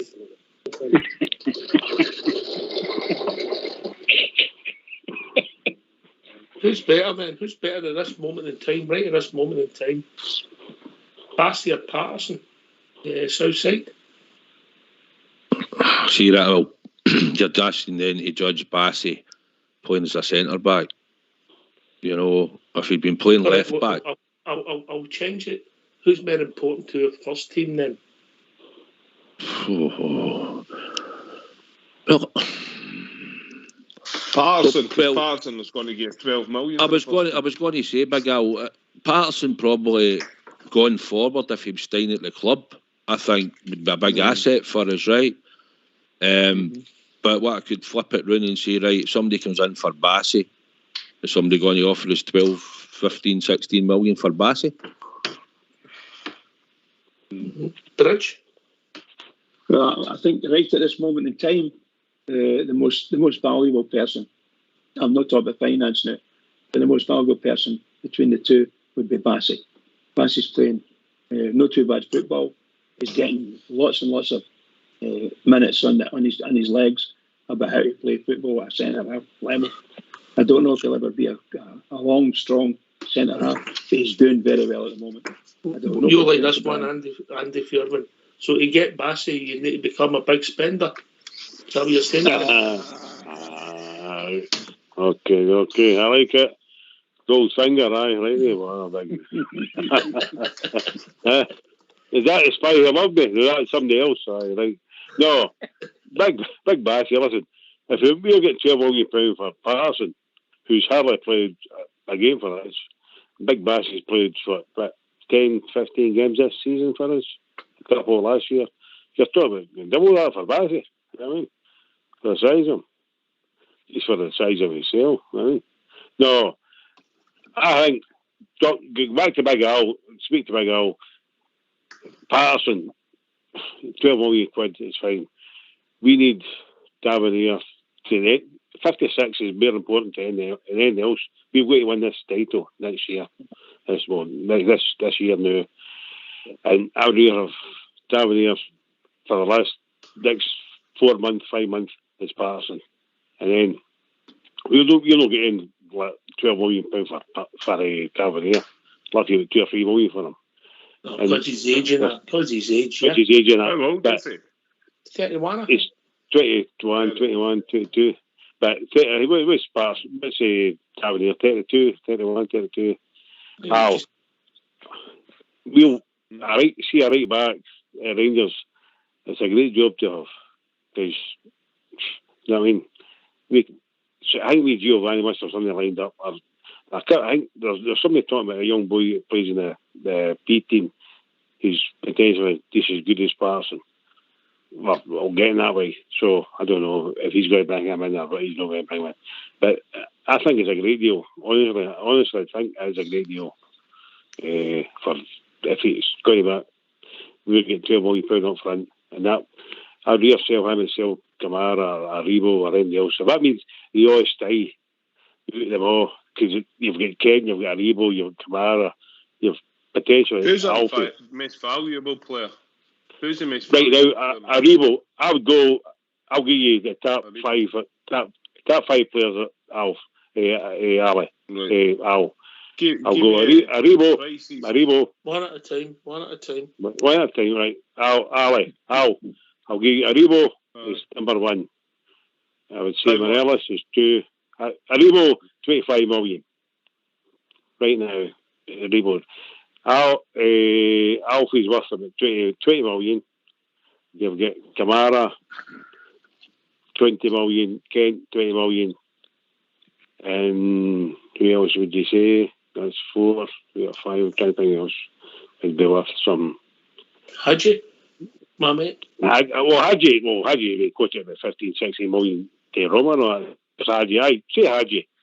But that would be my second choice. Patterson would be my first choice. Hadji would be my second choice because Hadji's not doing any great year. So Hadji could be replaced. But I don't want to lose Aribo or Alfie or Kamara. That's my three. I'd love to stay. They've got to stay. They've got to stay for our 56. They definitely have to go to stay. These three. Would you agree with that? Cost. Would you agree with that? I don't think some of the evaluations are a wee bit high. I don't know. I think you've got I've been on the swallow, remember? I've been on the Davy all day. No, here, listen, somebody's willing to give you £25 million if Joe Aribo and we get it. Brilliant. No, but you're judged on, I've always said, you're judged on what you do in Scotland, you're judged on what you're doing in Europe. And that's how you get sold for decent money. They don't, yourself, they don't treat players up here if they score 30 goals a season that you're going to go for 30 million and all that. They don't pay it. So you're judged on in your European performances and stuff like that as well, and that's what gets you your caps if you're capped for your country. But see, to be honest, your asset is who's playing well at the time. And Aribo, the new, is playing better than, say, Hadji. But Hadji's contributed, and I know if we sell Hadji, we'll probably get about 15 million for Hadji, I think. So that'd be a good return if that's what was getting done at the time. But I don't think we're going to sell players for 25, 30 million. I think we'll be realistic. I think they're going to hit something between, some will hit 15 and some will hit maybe 20, 22. You'll get the odd one. It might get maybe, if Aribo's on fire and somebody wants to pay the 25, but I don't think they'll come in and say 25 million. They'll come in somewhere around about 18 and see if we bite or no, or see what we push it to after that. I don't think MD's going to come in and offer us like 25 million for a Ken or an Alfie. Anyway, to be honest. Definitely. Be interesting to see how it goes, won't it? I mean, can I come in there? Yes. On you go on. See, you're talking about we're not going to bite and all that. I think we were offered £5 million for Patterson, and then we were offered £7 million. We were bid at £12 million. So who's to say that if they win 15 million for Aribo, we're not biting? We're looking at 25. I think the boy, the boy Wilson has got figures, got values for our players, and say, well, that's what it is. It's not going to be near that. You're not getting them. And I think they've got maybe a wee bit of leeway, obviously.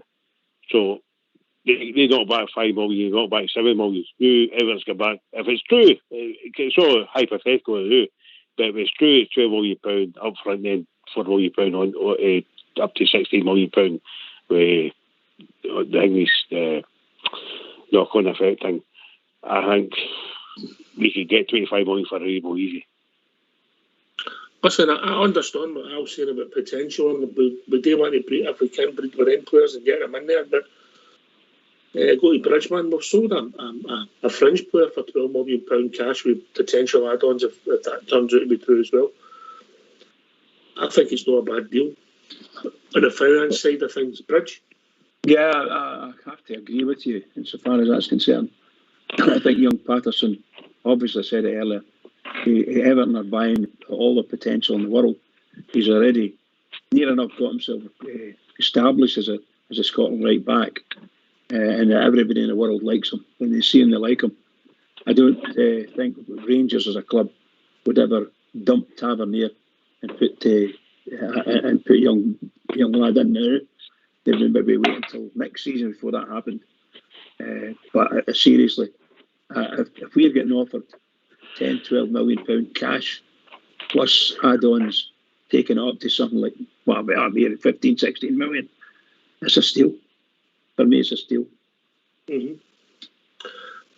And if we sign, I don't know, we could sign a player. That could be the difference. We might sign two players that really improve our teams outside.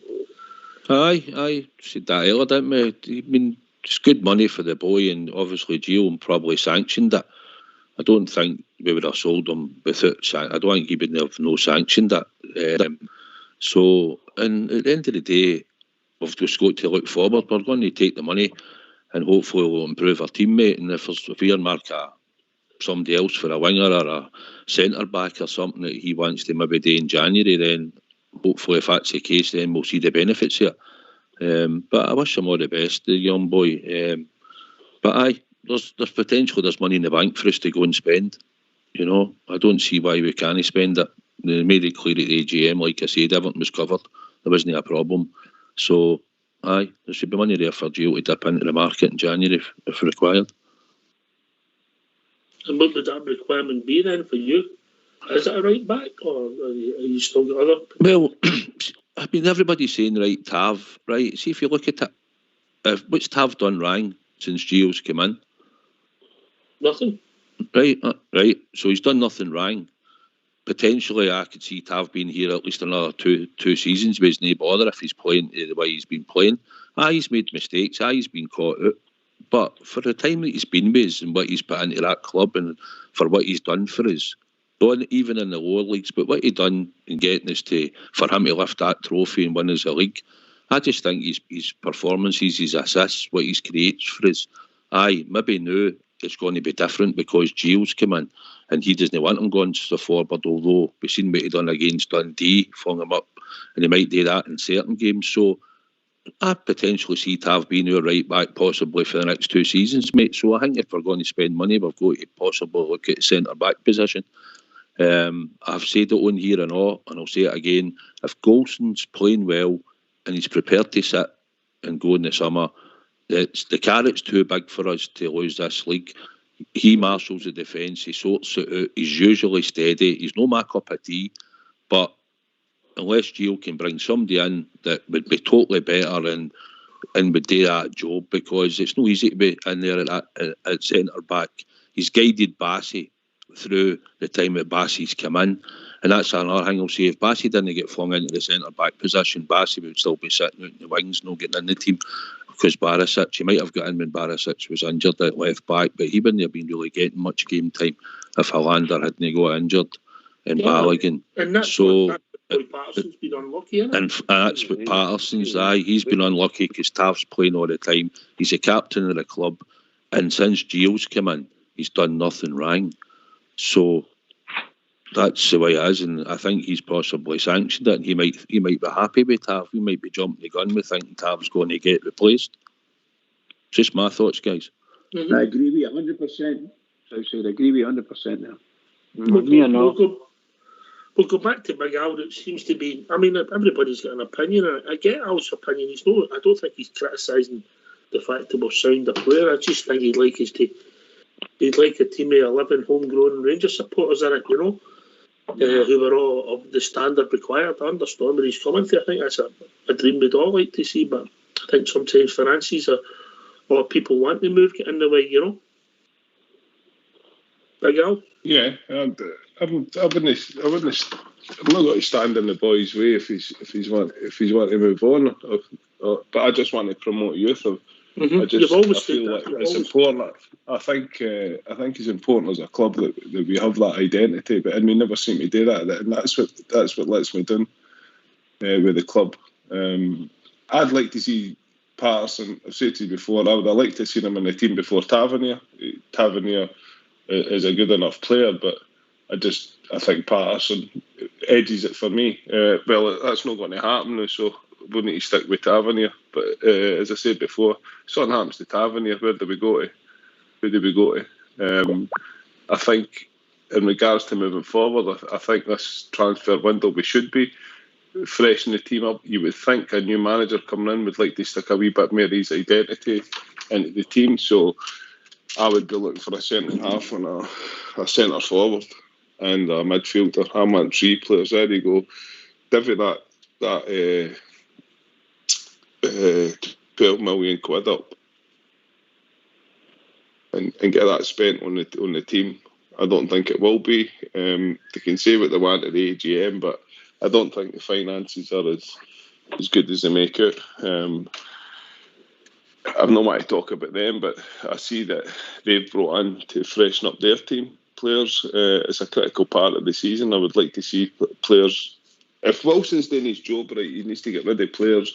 He should have sent somebody like a Hadji, got rid of them and got some money in for them. Maybe cut your losses. If you got 8 million for him, to me, it would be better than getting the 12 million for Patterson. I think with a stronger player than Patterson on the team, and then with the finances that you get for other players getting off the wage books and that, you bring in a couple of players. I think it's important for the manager to put a wee bit of identity to get his players and shake it up a bit for the last run in to the end of the season. I don't know if that's going to happen, Phil. I don't know if January is always the right time to do business, but going back to Southside's point, by the way it's going, I don't think this season is going to be finished to July, where certain teams don't want to play games, you know. That's another farce, isn't it? Don't get me started. Whole thing is. Bridgeman, look, everybody sees it slightly different. If I'm the Rangers manager, I'm picking the team last week. Fit Tav, potential with Parson. Tav starts every day of the week. Every day of the week. Yeah, every day. I think, much as I would love the boy Parson to be a big hit, the Rangers would get an even bigger fee for him in 2 years' time type of thing. The truth of the matter is, Tav's going to be a very difficult person to shove him out. There would need to be a big decision by a manager to drop the talent that Tav's got, make it unavailable to the team.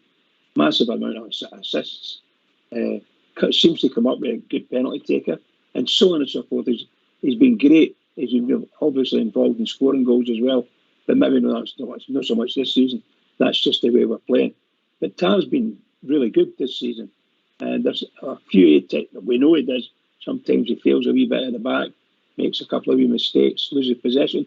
But these things are daily for most players anyway. They happen. But unfortunately, with Tav's playing back a wee bit and he makes those mistakes, it puts a bit of additional pressure in. So the coaching staff need to get a grip of Tav for these weaknesses. Other than that, Tav is going to change Tav now, mate. I know, I'm saying that. They're going to have to. So you're not going to use by around now. People don't change. That's the truth. Bridge. That's the God's honest truth. Yes, Bridge. The volley Tav scored at Motherwell and Sakala got his hat trick. Remember back to that one? We got switched right across the park and he came in and just volleyed it right into the bottom corner. Parsons never scored a goal anywhere near anything like that Tav scored for us free kicks at Dundee United and everything. Mm-hmm. He's easily criticised, right, Tav?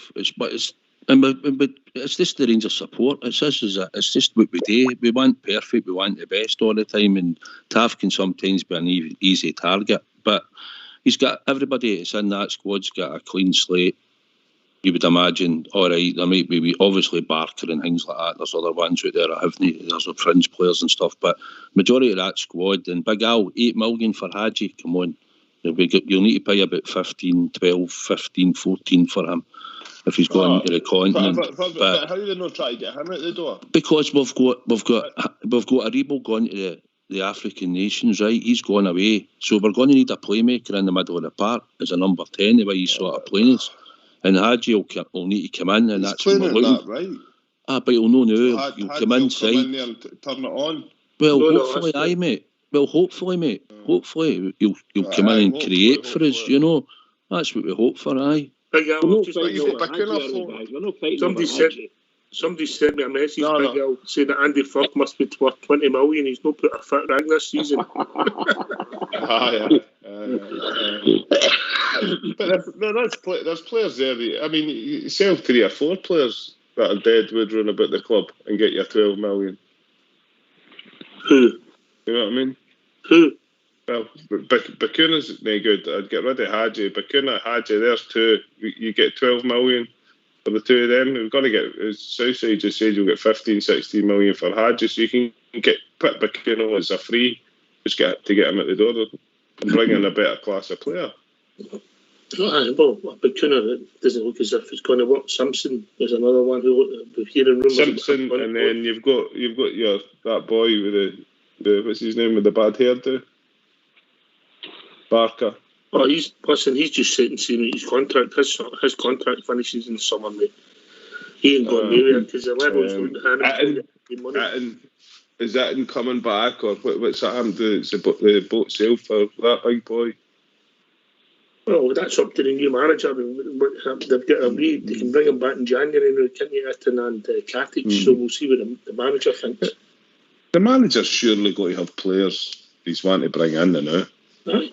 We'll see where it takes us. We're in a stronger place we were yesterday, Andy. Correct. Well, we're going to assess what we've got. Who's going to contribute to the team. And there's 5 or 6 that we can get rid of. But it's getting rid of them. You know what I mean? It's getting them off the wage bill or getting money for them. There's 5 or 6 players. Simpson's no going to play again. Well, under Gio. There's Buchanan, I don't know. There's 5 or 6 no going to play. They're getting rid of them. That's the thing. If he can get rid of one of them, he can bring in a right back, another right back for cover for Tavernier, a right winger, a centre forward, a centre half. They're going to get right. We're trying to at least sign 4 players without getting rid of Andy. You know what I mean? We've got to get rid of potentially 5 or 6 players. Right, I'm just going to go down the panel before we go. Obviously, it's a sad day. I'm just going to ask you, are you happy or sad about Nathan Patterson? No, happy's not the right word. Yes or no? Yes or no? We'll keep it yes or no for the deal. Obviously, yes means you're happy for him to move on. No means you would have kept him. And obviously, I think I know what your vote is, but I'll go to you first, Big Al. Well, the way you phrased it, yes, I'm happy for him to get the deal. Right, no, just would you rather he stayed, yes or no? Yes, I'd rather he stayed. Right, okay, Davey? No, I'd rather take the money. Andy? No, take the money. Southside? Take the money. Bridgeman always takes the money. Take the money, take the money. That's how I had to stop the kitty, the Rangers Radio nights out. Bridgeman always took the money. Bridgeman, your thoughts? Bridge? Yes, I've just said that. Take the money. Take the money. I think for that kind of money, I don't think he can sniff it. A sad day for the Rangers support. Always the 2nd of January, Big Al. Emotional day. Yeah, definitely. There's not much you can say to that. I hope everybody's all right. Listen, we've reached that time of the evening. Thanks, Davey, for joining us, Davey. Yeah, great pleasure. God bless you, girls. You're here. Cheers, Davey. Andy, always a pleasure, mate. Always a pleasure. Listen, boys, always a pleasure for you to take me, and I love the lot of you to bits. Cheers, Andy. Speak to you soon. Big Al, good to hear from you, mate, for us. All right. Take care, gentlemen. Cheers, mate. Southside, hope you're all right, mate. Hope the family's all right. Aye, mate, aye. I just like to say thanks, mate, and I wish everybody out there a happy new year, and obviously everybody's thoughts, the whole Rangers family's thoughts with everybody that's connected with the day. But aye, I hope everybody's well after later on in the year. Over to you, Bridgeman. Well, what can I say? Another wonderful night. Great remembering, great memories, and obviously sad. A lot of people sad because we are the family. Can I just say to all the Rangers fans all over the world, in particular Rangers fans on here on Rangers Radio, on this anniversary is a tragedy and it'll never end. Can I just say this? We are Rangers and we'll continue all the way along. So everybody, a happy new year, and seriously a happy new year to every single one of you. And please, from Rangers Radio, keep it going for the Rangers because we need you. Keep it going. Can I thank all the callers for joining us tonight? Thank Bridgeman, Southside, Big Al, Davey, Mal Kelly on, and Andy Fairman. I thank all the listeners who listened, but the most important shout out of the night is RIP, the Rangers 66, gone but will never be forgotten. Take it away, old school blue.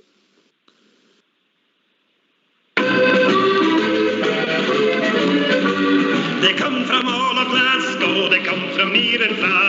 They come from every Highland glen, from here to Lochnacar. They sail from dear old Belfast to the bonny banks of Clyde. They gather round to Timeless Park and loudly sing with pride. Oh yes, R-E-N-G-E and R-N-S. In case you didn't catch it, friend, now set your mind at rest. Oh yes, R-E-N-G and R-N-S. The boys in blue of Ibrox, the Scotland's very best. Oh yes, R-E-N-G and R-N-S.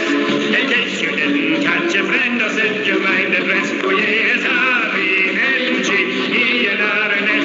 The boys in blue of Ibrox, the Scotland's very best.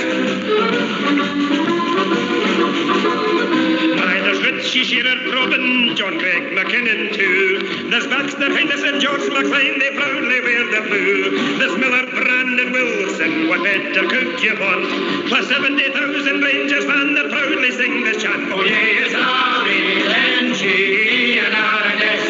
In case you didn't catch it, then I've set your mind the best. Oh yes, R-A-N-G and R-N-S. They're the boys in blue, the Bible side of Scotland's very best.